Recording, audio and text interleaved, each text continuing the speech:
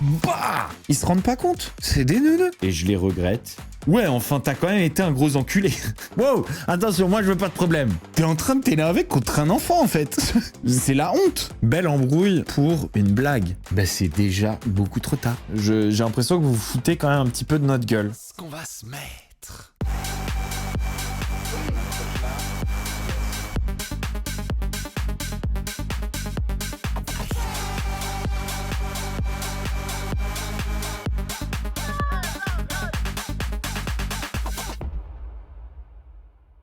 Et salut les amis, on va parler du harcèlement et des réactions des prods, c'est un sujet dont on parle beaucoup en ce moment. Libérer un petit peu la parole de ce côté-là. C'est intéressant de voir aussi, en fait moi ce qui m'intéresse plus et ce qui m'intéresse toujours plus dans ces histoires-là, parce que finalement, je veux dire, personne n'est parfait, tout le monde fait des erreurs, tout le monde dans un groupe peut se laisser emporter, peut se laisser, comment dire, influencer, etc. Il y a des gens qui peuvent aussi s'attirer les foudres du groupe parfois, et ce qu'on va voir à la télé peut aussi parfois être biaisé par rapport à ce qu'on nous montre, à ce qui est fait en off, à ce que les gens font quand ils manipulent les caméras, aux vraies intentions des gens, etc. Les individus, c'est assez compliqué de vraiment connaître tous les tenants et les aboutissants. Par contre, ce que je trouve hyper intéressant, c'est la manière de réagir des productions. La manière de se protéger des productions, d'étouffer les histoires, de peser dans, comment dire, dans les négociations qui font que finalement ces histoires sont éteintes, sont étouffées, etc. Moi, c'est les prods qui m'intéressent. Le pire du manque d'éthique, il est là. Dans une production qui regarde ça de haut, qui réfléchit toutes ses actions, il n'y a absolument aucune spontanéité dans une production. Je trouve ça hyper intéressant. Et de toute façon, la prod, c'est le dragon. Et moi, j'ai toujours été bien plus intéressé par couper la tête du dragon que par lui couper les ongles de pied. Et dites-vous toujours que tous ces candidats ont gagné des clopinettes par rapport à ce qu'ils ont rapporté aux grands méchants. Et après, on dit le CSA, les machins, les trucs. Il y a aussi un temps de réaction pour se rendre compte, pour qu'il y ait des autorités qui se rendent compte de ce qui se passe là. Si personne ne peut parler, si personne n'ose parler, si personne n'a intérêt à parler, si les gens qui parlent sont pris pour des fous, si les gens qui parlent sont attaqués en justice, voilà, on éteint tout. Vous croyez quoi? Vous croyez que quand il y a des intérêts aussi grands, il n'y a pas un contrôle de la presse, de l'image, il n'y a pas une division relations publiques, relations presse, vous croyez? Et sachez que ces producteurs, ces productrices sont toujours là et naviguent en situation d'impunité totale malgré la souffrance que ces personnes-là ont sciemment provoquée. C'est toujours les mêmes. Depuis 25 ans. Et ce sont des gens qui se sont tout permis. Il y a plein de gens qui se rendent pas du tout compte de ce qui se passe. Parce que c'est des neuneux. Et ils se rendent pas compte des problèmes que représentent les comportements, les interactions avec la prod, etc. Ils se rendent pas compte. C'est des neuneux. C'est pas que des traîtres. C'est pas que des gens qui protègent leur prod pour essayer d'avoir le prochain tournage. Alors il y en a, hein. Et avec le temps, la naïveté se dissipe. Voilà. En règle générale, les plus anciens sont les plus traîtres s'ils continuent. Ok ? Au début, tu vois rien. Donc il y en a qui ferment volontairement les yeux, ceux qui continuent quand ils sont très anciens. Après, dans leur degré de naïveté et de bêtise, parce qu'il y a des très anciens qui sont cons comme des balais à chiottes, mais plus t'es ancien, plus normalement t'as été témoin de choses problématiques, plus t'as compris avec le temps que c'était problématique, etc. Moi, je l'avoue, ça m'a pris du temps. Pas avant de voir des comportements problématiques, des interactions problématiques avec la production, des actions problématiques de la production, ça m'a pris du temps avant de me dire non. En fait, là, ça va trop loin. Ça va trop loin. Là, il faut taper du poing sur la table. Là, il faut s'arrêter. On va parler aussi de Nico et Steph. Il y a Steph, la meuf de Nico, qui a poussé un coup de gueule. On va le commenter. Tony Parker, on avait parlé de la séparation et on avait vu que Agathe avait unfollow Tony Parker, que machin, etc. Je lui avais envoyé un message. Je lui avais envoyé un message pour lui demander des infos. Elle m'avait mis un vu. Mais là, il y a une nouvelle info qui est tombée, qui a été affirmée par Voici, et qui dit que c'est Agathe qui a largué Tony Parker. On regardera la vidéo et on commentera ça. On va commencer par parler de mes excuses par rapport à la vidéo que j'ai publiée sur Gab. d'accord? J'en ai parlé tout à l'heure sur Snap, mais pour ceux qui n'ont pas vu, moi, j'étais vraiment très, très, très énervé. Je suis encore énervé, je suis moins énervé. Mais j'étais vraiment très, très énervé. Voilà, j'avais l'impression d'avoir été trahi par un pote. Un ami, ça a de l'empathie pour toi. Un ami, ça veut ton bien. Si je vois qu'un ami, il veut mon mal, ou qu'il se soucie pas de mon mal, à ce moment-là, je pète un câble. Voilà, et j'ai toujours pété un câble là-dessus.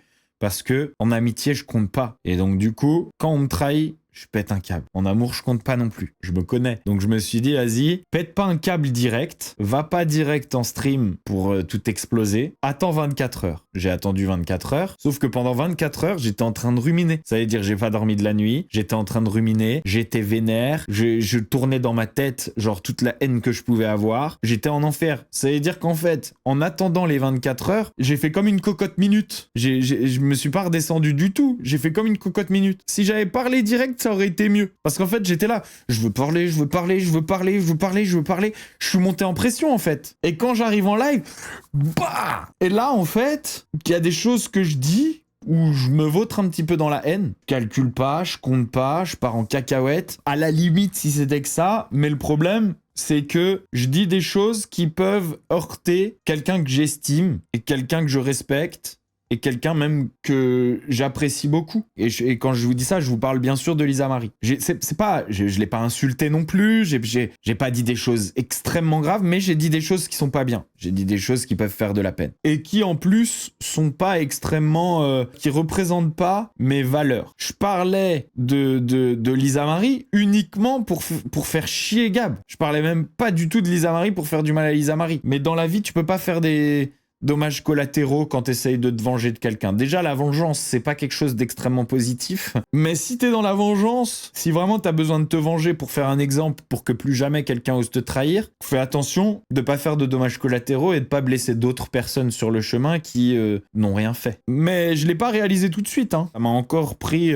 pendant encore 24 heures après, je redescendais pas. Et j'ai parlé avec des gens, particulièrement 2 personnes, qui m'ont fait relativiser. En fait, ça m'a permis de discuter avec des gens qui ont rien à voir d'ailleurs les deux et qui m'ont fait prendre de la hauteur, prendre du recul. Et du coup, en fait, ça m'a juste permis de me remettre en question. Je me suis dit, vas-y, tu sais quoi, maintenant, je vais me demander, je vais reprendre toutes les choses que j'ai faites et je vais voir ce que je regrette et ce que je regrette pas. Et quand tu fais l'addition à la fin, il y a des choses que tu regrettes. Voilà, il y a des choses que tu regrettes. Maintenant, je suis conscient aussi que cette spontanéité, cette sincérité dans les émotions, ces pétages de câbles, etc., je veux dire, c'est ça qui te rend humain aussi. Si tu suis une boîte de relations publiques, bah c'est vrai que c'est pas très touchant à suivre sur les réseaux sociaux. C'est pas extrêmement touchant. Que ces choses que je regrette, c'est des choses qui me servent. Parce que tout le monde dit ouais, tu t'excuses, mais tu fais de l'argent là-dessus. Oui, c'est la vérité. Ça n'empêche pas que je le regrette. Et que si là, je revenais en arrière, je le ferais pas. Voilà. Je le ferai pas. Je regrette. Je demande pas pardon à Gab, particulièrement, parce que pour le coup, c'est lui que je vise et je suis pas... Genre, pour moi, c'est lui le méchant et il est pas méchant qu'avec moi. On l'a vu hier, c'est quelqu'un qui fait du mal à énormément de femmes, à énormément de gens, qui en fera certainement à Lisa Marie aussi, qui en a déjà fait, puisque il l'a déjà trompé. Je veux dire, j'ai pas du tout de raison d'aller m'excuser auprès de quelqu'un qui le mérite pas. Alors cette personne, elle mérite d'être stoppée en fait. Donc non, je m'excuse pas auprès de Gab, par contre je m'excuse auprès de Lisa Marie et je m'excuse auprès de vous. Je m'excuse auprès de vous pour la violence des propos et je les regrette et je le dis. Voilà, c'est tout. Par contre, quand quelqu'un s'excuse, t'écoutes ses excuses, mais il y a des gens qui sont là. Ouais, enfin, t'as quand même été un gros enculé. Bah écoute, laisse-moi. Pars. Si vraiment t'arrives pas à le supporter et que tu peux pas accepter mes excuses, pars. Il y a pas d'être humain parfait. On fait des erreurs, on les reconnaît, on s'excuse, on essaye de s'améliorer par la suite. Voilà, je ferai plus attention dorénavant à ne pas heurter des gens qui ne le méritent pas sur mon passage lorsque je décide de rentrer dans quelqu'un. Je ferai plus attention. Cependant, je serai peut-être pas irréprochable. J'arriverai peut-être pas tout de suite à être irréprochable, à devenir parfait. Mais je vais y travailler. C'est ça que ça veut dire, s'excuser. Mais si t'es pas capable de pardonner, bah laisse la personne tranquille. J'en suis pas fier. Voilà. Si c'était à refaire, je ferais pas. Voilà. Je ferais pas. Et non, j'ai pas parlé à Gab et j'ai aucune envie de lui parler. Et genre autant il me faut deux jours... pour me remettre en question et pour réaliser que j'ai eu des propos un peu trop extrêmes et que j'ai pu faire du mal à des gens qui le méritaient pas, autant avant que je puisse reparler à Gab, il va me falloir des années là. Et je lui parlerai que si c'est mon boulanger et que je dois vraiment acheter du pain, quoi. Qu'est-ce que je voulais vous dire? D'ailleurs, vous avez vu qu'il y a eu une embrouille avec Mathias aujourd'hui. En fait, il a eu une énorme embrouille parce que Mathias, il a fait une blague pendant un live. Enfin, il a fait une blague. Il a montré une vieille vidéo TikTok de Toto en train de combattre, je sais pas quel... comment il appelle ça, le Glory, je sais pas quoi. C'est pas le Glory Hall. Glory Hall, c'est autre chose. Mais c'est pas loin. Non, je déconne. Wow, attention, moi, je veux pas de problème. Parce qu'il a l'air vénère. Regardez. Et faites bien passer le mot, là. Je vais vous partager d'abord une vidéo. Et ensuite, je vais vous dire le fond de ma pensée, ce que j'ai sur les tripes, ce que j'ai sur le cœur. Ok? Regardez-moi ça. Ouais, il me pute. Je suis désolé, rien que sa manière de parler, c'est déjà trop. Je vais vous dire ce que j'ai sur les tripes, ce que j'ai sur le cœur. Et ça, à la base, c'est un poteau. Regardez le poteau. Regardez le poteau comme il est marrant.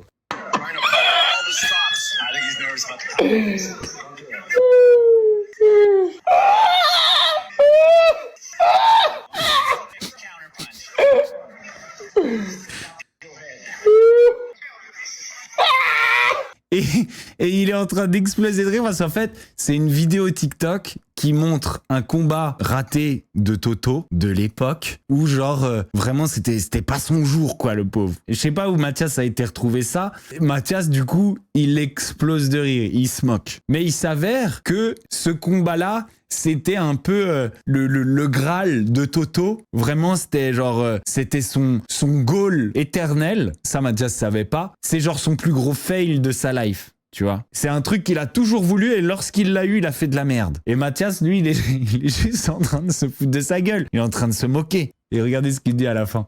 Je suis pour Ilan, les gars, moi. Ah Mais ça date, ça. Mathias, je suis désolé, mais pour moi, c'est un putain de génie. Le truc de Mathias, c'est que Mathias, c'est un mec qui a pas de... Pour ça que des fois, je dis qu'il est un peu... Il doit être sur le spectre de l'autisme et de l'Asperger, parce qu'il a pas de social skills. C'est-à-dire que il sait pas trop faire dans les relations entre les humains. Genre vraiment, il sait pas trop faire. Il sait pas deviner à l'avance ce qui va énormément vexer quelqu'un ou pas. Il sait pas. Il y arrive pas. Et il a pas cette espèce de perception que certains ont. C'est pas un méchant, c'est un gamin et il a pas cette perception. Comme si lui, cette perception sociale, elle avait pas grandi chez lui. Vous voyez? Et du coup, moi, je pourrais vous en citer genre 5-6 des occasions où Mathias a fait la blague qu'il fallait pas au moment où il fallait pas. Il a fait des tonnes de fois. Si t'es quelqu'un qui a énormément d'autodérision ou quelqu'un d'extrêmement moqueur comme moi, mais tu te régales. T'es trop fou, Mathias, parce que tu connais pas la personne, ou peu, ou même tu connais la personne, et tu te rends pas compte à quel point cette personne va être vexée par ce que tu vas dire, et tu mets les deux pieds dans le plat. Et en fait... Tu touches un complexe, et il y a des gens, ils peuvent même avoir de l'autodérision sur à peu près tout, mais pas sur leur complexe ou sur le truc qui les a le plus blessés dans leur vie. Et Toto, vous savez, Toto, c'est le mec qui il a vraiment envie d'être le mec à l'ancienne, quoi. Ça veut dire, il y a une hiérarchie qui est gagnée sur le ring. C'est Toto le sang. Celui qui sait se bagarrer, c'est celui qui est le plus respecté, et celui qui est en dessous, il a pas le droit de se moquer de lui parce que sinon il peut se prendre une grosse taloche. Il veut vraiment être ce mec à l'ancienne, Toto. Avec des hiérarchies où il y a des respects qui sont dus. Vous voyez ce que je veux dire? Des respects qui sont dus. Donc pour lui, Mathias, il est en dessous de lui, donc il lui doit le respect. Toto, il a une hiérarchie comme ça dans sa tête, c'est culturel, hein. Il y a des gens qui sont comme ça, il y a des gens qui sont pas comme ça. Maintenant, c'est un truc que Mathias n'a pas du tout perçu.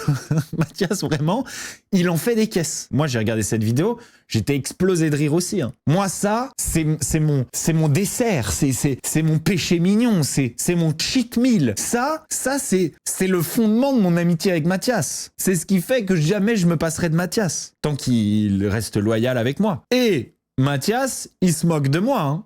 Moi, voilà, je le connais et en plus, j'ai été éduqué dans des valeurs où l'humour, c'est quelque chose d'important, où la moquerie, c'est pas quelque chose de grave et où l'autodérision, c'est quelque chose qui te rend plus fort. Ça t'apprend à pas te prendre trop au sérieux. Quand même l'impression que sur cette image, Il y en a un qui se prend quand même un petit peu au sérieux.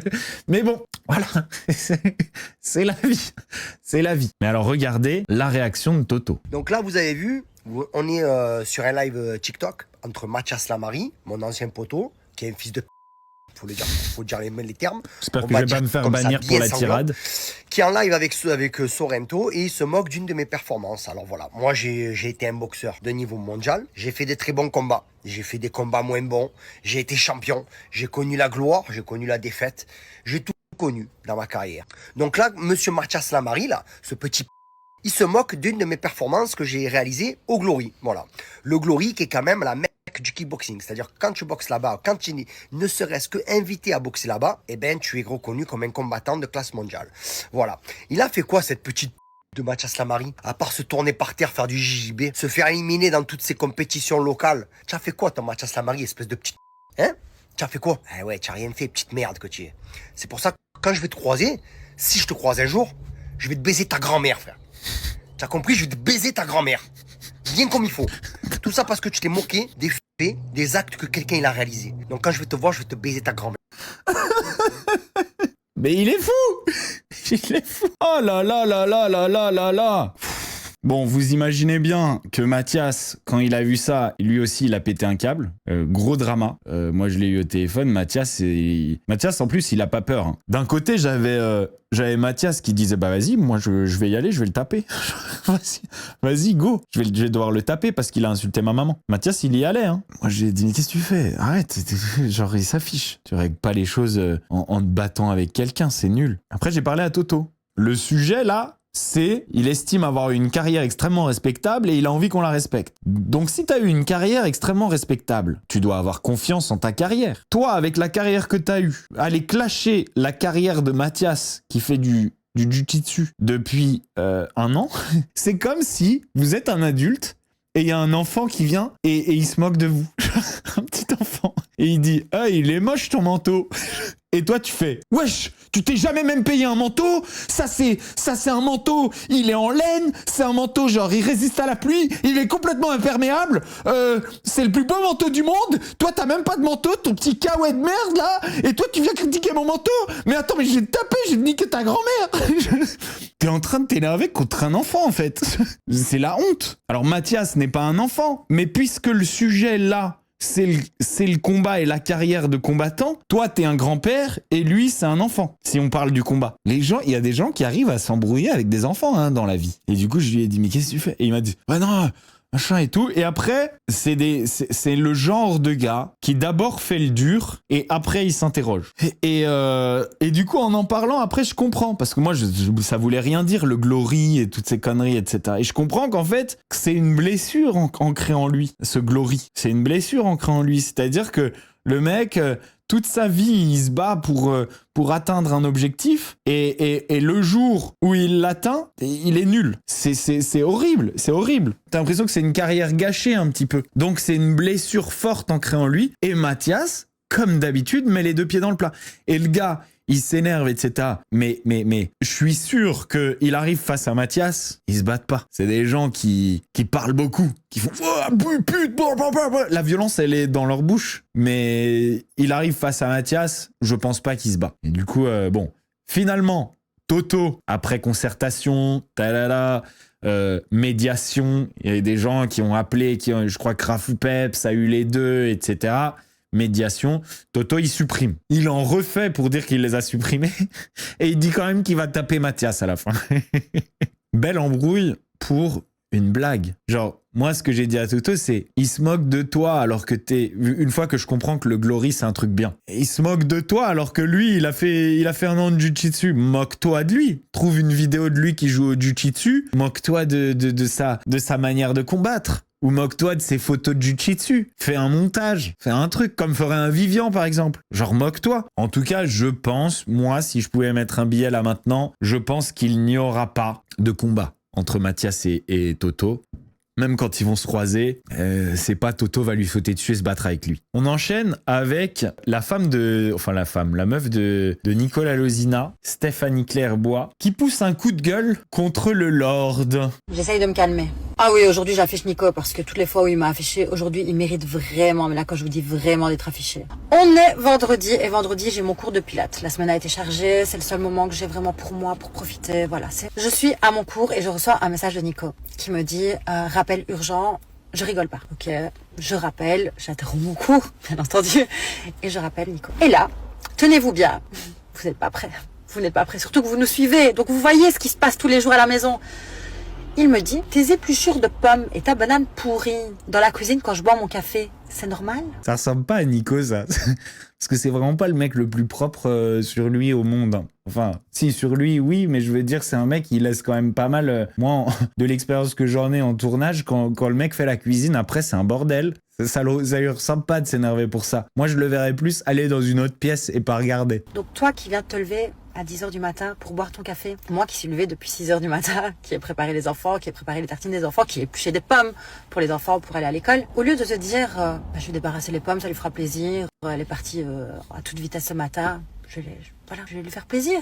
Pour toutes les fois où elle ramasse mes calbars, mes câbles, mes bouteilles d'eau, qu'elle nettoie derrière moi quand je veux faire à manger, il vient m'embêter pendant mon cours de pilates réformeur, mon seul cours, pour me dire ça. Donc j'ai envie de vous dire que là, je vais pas rentrer tout de suite, je vais aller faire un cours de yoga pour me calmer, sinon ça va être massacre.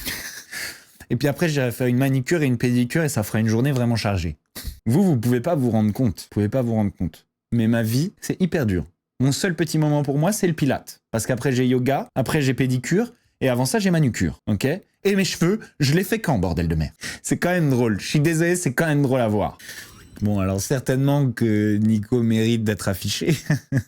Les influenceuses, elles vous disent j'ai des rendez-vous. Ah non, mais toute la journée, je cours à droite à gauche, j'ai des rendez-vous. Frérot, si tes rendez-vous, c'est de te faire les cheveux, les ongles, les poils du cul et les ongles de pied, ne nous dis pas que t'as l'emploi du temps le plus fou de la Terre, tu vois. Genre, ne nous prends pas pour des cons. C'est pas des rendez-vous, ça. Et alors, quand ils font une story pour l'endroit où ils font les ongles, ils disent que c'est un rendez-vous pro. Ne nous prends pas pour des jambonneaux, quand même. C'est un petit peu olé olé. Mais à mon avis, oui, Nico, il doit être bordélique. Il doit être bordélique. Et je serais lui, je ferais attention. Parce qu'on croit que c'est rien. Mais avec le temps, quelqu'un qui doit nettoyer derrière toi, petit à petit, il dit rien, il dit rien, il dit rien, il engrange, il engrange, il engrange. Et toi, tu sais jamais quand c'est la goutte d'eau qui fait déborder le vase. Alors là, elle le dit un peu en rigolant. Pour l'instant, ça va. Mais tu sais jamais quand ça arrive. Et parfois, c'est des petites choses comme ça qui font qu'on n'en peut plus. Qu'on se dit, c'est pas possible, j'en peux plus. Et puis même, tu contrôles pas, c'est inconscient. En fait, la personne, elle t'attire plus parce que tu l'as pris en grippe. Parce que t'as l'impression que cette personne te considère pas parce qu'elle fait rien. Et du coup, petit à petit, t'as une espèce de rage qui monte en toi et c'est inconscient. Et en fait, tu finis par plus l'aimer. En fait, il y a vraiment rien de pire dans la vie et que de nettoyer la saleté de quelqu'un qui ne t'estime pas pour. Voilà, c'est ça. C'est-à-dire qu'à la limite, voilà, si ton métier, c'est le ménage, bon, bah, t'es payé pour, ouais, tu fais le ménage, t'es payé pour et basta. Mais si t'es en couple avec quelqu'un et qu'il y a une personne qui salit et qui ne voit pas que tu nettoies, et je parle en connaissance de cause puisque j'ai déjà été dans ce cas-là, une personne qui salit et qui s'en fout de qui nettoie, mais c'est pas elle. Au début, tu t'en fiches. Tu te dis, de toute façon, moi, je veux vivre dans un environnement sain, donc tant pis, vu que je préfère que ce soit quelqu'un qui le fasse. Donc, je le fais. Mais petit à petit, ça s'accumule, ça s'accumule, ça s'accumule. Ça s'accumule. Et toi, tu le sais pas que ça s'accumule. Ça, le truc, c'est qu'on a l'impression, on dit toujours ça s'accumule, ça s'accumule, ça s'accumule. Et dans notre tête, on voit quelqu'un dont l'énervement monte.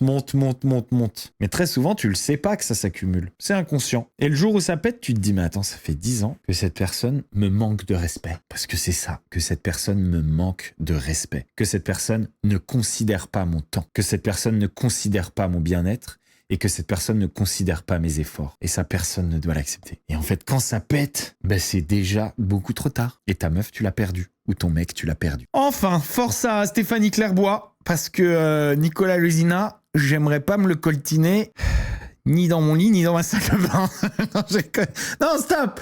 Wow, c'est mon ami. Antoine Goretti qui a parlé de moi, qui a commenté une vidéo de En toute intimité, je crois, d'interview.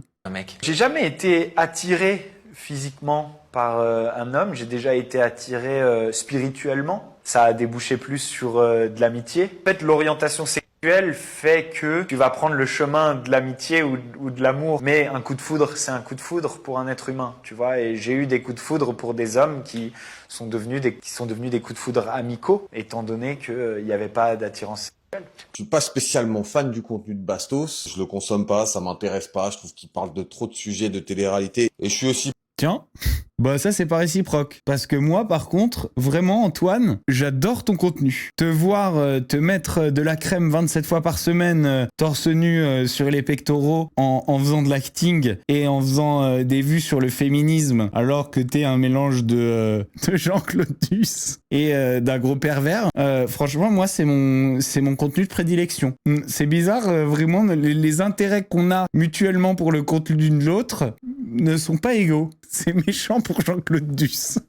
parfois totalement en désaccord avec ce On voit que tu regardes tes muscles, tu regardes tes propres abdos, tu regardes ton avancée pectorale et que tu contractes. qu'il dit ou avec ce qu'il pense. Je suis aussi pas très fan de certaines personnes qui l'invitent dans ses lives, des gens qui sont en procédure par exemple. Ça, il le sait très bien parce qu'avec Bastos, on se croise régulièrement à des événements et même si on n'est pas toujours d'accord, Il parle de Ilan, je pense. on arrive à discuter. En revanche, cet extrait, clairement, il m'a fait tilt, parce que dans les commentaires, il y a plein de gens qui disent « Ah, c'est gay, c'est gay ». Et pour une fois, moi, je suis d'accord avec Bastos. C'est normal, de toute façon, toi aussi, t'es gay. T'es gay, toi. Et ce que je comprends, moi, là-dedans, c'est qu'effectivement, si vous trouvez que ce qu'il dit est gay, eh ben, les petits potes, vous êtes tous gays. Tout le monde sur cette planète est gay. Alors, c'est peut-être ça le grand secret de l'univers, c'est qu'on est tous gays, mais que justement, il y a plein de gens qui veulent pas l'admettre. Tous les masculinistes qui veulent traîner entre eux, c'est parce que vous êtes amoureux de vos petits copains. Il peut avoir des coups de foudre amicaux. C'est-à-dire qu'il peut aimer la personnalité de quelqu'un, même du même sexe. Les gars qui me regardent, vous avez pas votre meilleur pote avec qui vous faites tout? Ah, c'est trop mon strap. On est là, on s'entend trop bien, on joue à FIFA ensemble, on va traîner en ville et tout, on mange un grec tous les deux. Ben, spoiler alert, vous êtes gay. Vous êtes gay. Si dans votre scope, à vous, aimer la personnalité de quelqu'un, que ce soit un homme ou une femme, ça fait de vous quelqu'un de gay, bah vous êtes gay. Ah, c'est con ça, hein. Alors après que les gens s'interrogent sur l'orientation sexuelle de Bastos, bon, faites ce que vous voulez. De toute façon, les gens qui s'interrogent là-dessus, vraiment, vous avez rien d'autre à foutre dans votre life. Il y a des gens même qui me demandent, moi, parfois en commentaire, ouais, Antoine, dis-moi, t'es gay? Je suis sûr que t'es gay. Antoine, t'es woke, islamo-gauchiste et gay. Waouh, la totale. Moi, je m'en branle, vous pensez ce que vous voulez. Bon, moi, ça me pose aucun problème. De toute façon, je vais vous dire un truc, vous ne connaissez pas Antoine Goretti. Vous pouvez suivre Antoine Goretti, vous ne connaissez pas Antoine Goretti. Réduisez le fait d'être gay à une attirance sexuelle, alors non, il n'est pas gay.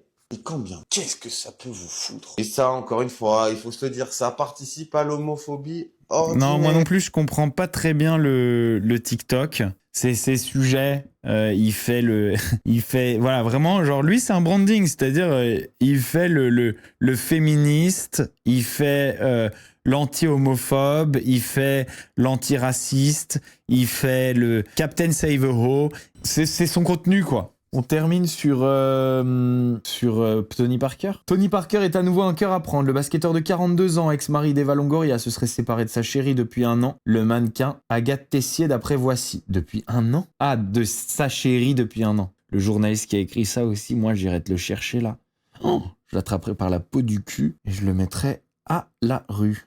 Ensemble avec la beauté de 32 ans, ils auront pourtant vécu une année d'amour absolument merveilleuse, après une officialisation au printemps 2024. Agathe était là pour quelques-uns des moments forts de la retraite sportive de Tony Parker. Mais malheureusement, c'est déjà la fin pour Tony Parker et Agathe Tessier. Et selon Voici, c'est Agathe qui aurait mis un terme à leur love story. Là, on arrive à un truc intéressant.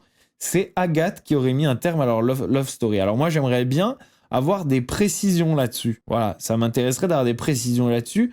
J'aimerais bien savoir pourquoi elle aurait mis un terme, d'où ça vient que c'est elle qui a mis un terme, parce que je les ai vus s'exprimer sur rien du tout. Est-ce qu'il y a un enquêteur, une source, un pote, quelqu'un? Pourquoi ce serait elle qui aurait mis un terme? Elle aurait commencé par effacer de son compte Instagram toutes les photos d'elle et de l'ancienne star du basket. Moi, j'ai l'impression, ils se basent juste sur ce qu'ils ont vu sur les réseaux sociaux. J'ai l'impression que Voici, ils disent comme c'est elle qui a supprimé les photos et qui a unfollow, ça veut dire que c'est elle qui a rompu. Et si c'est ça, Voici, vous êtes vraiment des grosses merdes. Et vous étiez autant des merdes quand vous avez annoncé que Manodou était avec Elsa. J'ai l'impression que vous vous foutez quand même un petit peu de notre gueule, si c'est ça. Parce que si c'est pas ça, expliquez-nous. Mais j'ai fort l'impression que ce soit ça. Ils se basent juste sur ce qu'ils ont vu sur les réseaux sociaux que tout le monde a vu.